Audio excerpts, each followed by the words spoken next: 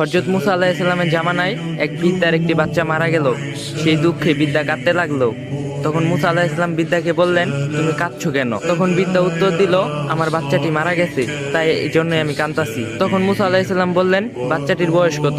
বৃদ্ধা উত্তর দিলেন, 350 বছর। মুসা আলাইহিস সালাম বললেন, তোমার এই বাচ্চাটি 350 বছর জীবিত ছিল, কিন্তু এমন একটা জামানা আসবে, সেই জামানার নবীর উম্মত মাত্র 60 থেকে 70 বছর বাঁচবে, আর সেই নবী হলো হযরত মুহাম্মদ সাল্লাল্লাহু আলাইহি সাল্লাম। তখন বৃদ্ধা অবাক হয়ে বললেন, তারা বালেক হবে? মুসা আলাইহিস সালাম উত্তর বললেন, হ্যাঁ, তারা বালেক হবে।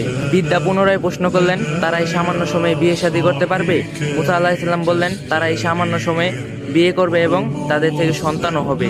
বৃদ্ধা পুনরায় প্রশ্ন করলেন, তারা এই সামান্য সময়ে কিভাবে নেকি এবং সওয়াব অর্জন করবে? তখন মুসা আলাইহিস সালাম বলেছেন, তারা এই সামান্য সময়ে এত নেকি অর্জন করবে যে তাদের নেকি যদি আমাদের উপর রাখা হয় তাহলে আমাদের নেকির কোনো নিশানাও থাকবে না, শুধুমাত্র তাদের নেকি দেখা যাবে। কারণ উম্মতি মুহাম্মদীকে আল্লাহ তাআলা এমন একটা মাসে দিবেন, সে মাসের নাম হলো রমজান মাস, যে মাসে একদিন ইবাদত করলে 83 বছরের সওয়াব তার আমলনামায় লেখা হবে। সুবহানাল্লাহ।